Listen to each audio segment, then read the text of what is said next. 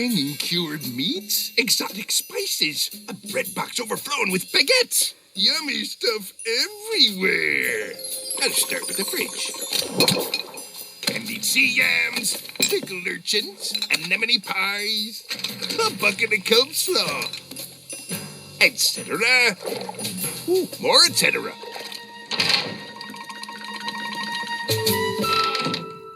Oh well, I needed to lose a little weight anyway.